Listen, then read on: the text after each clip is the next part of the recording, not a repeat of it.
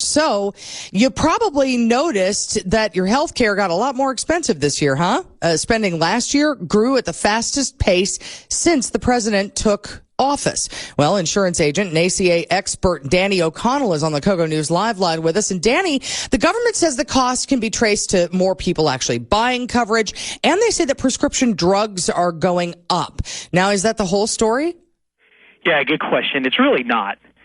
When you look at 2014, which is the first full year that we actually have statistics for, there were 1.5 million net new policyholders in the United States, I mean people who didn't have insurance previously. By the end of the year, only half of those still had their plans in place. So what you saw is people signed up, and obviously when something's new and they haven't had coverage before, they're going to go out and utilize that, right? And that's great. People had coverage. However, many people found out, well, wait a minute, now I have to meet the $6,000 deductible, which I cannot afford. So they would go in, see a provider, maybe even have a $100,000 bill. Insurance pays $94,000. They may walk their tab, never pay their portion of $6,000, and cancel their plan. And so then what happens is the people that are left in the pool are obviously stuck making up for all of that. Yeah, and that's tough for Americans. What are some of the things that could be fixed in order to take some of the sting out of this?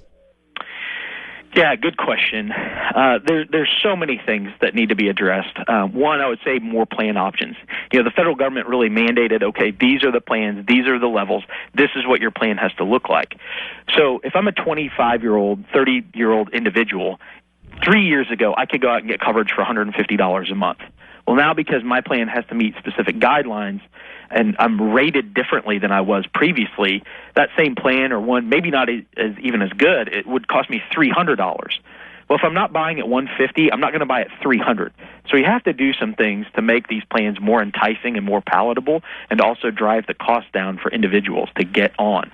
The other thing that would be really nice is if we started to communicate with individuals what their actual penalty and fine would be before open enrollment ends.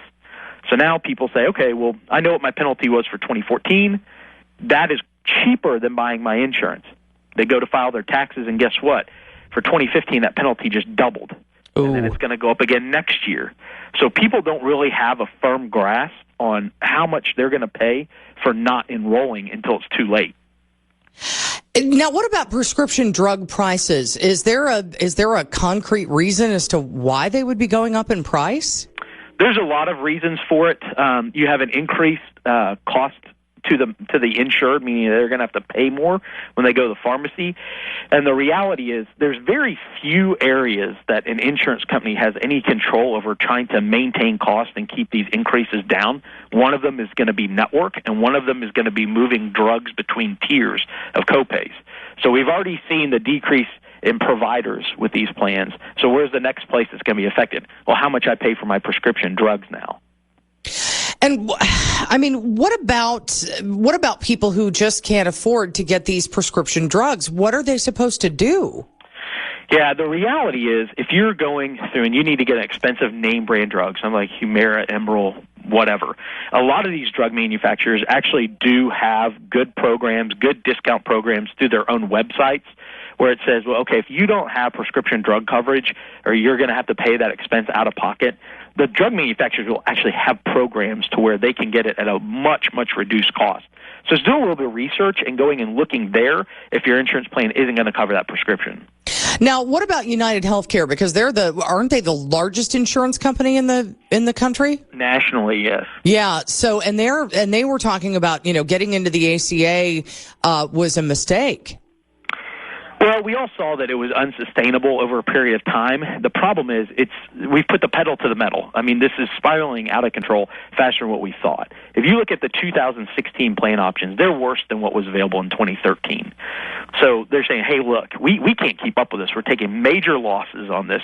We have very little control, very little area to go through and adjust to offset for these increases, and it's resulting in things like people having to pay more for their prescriptions.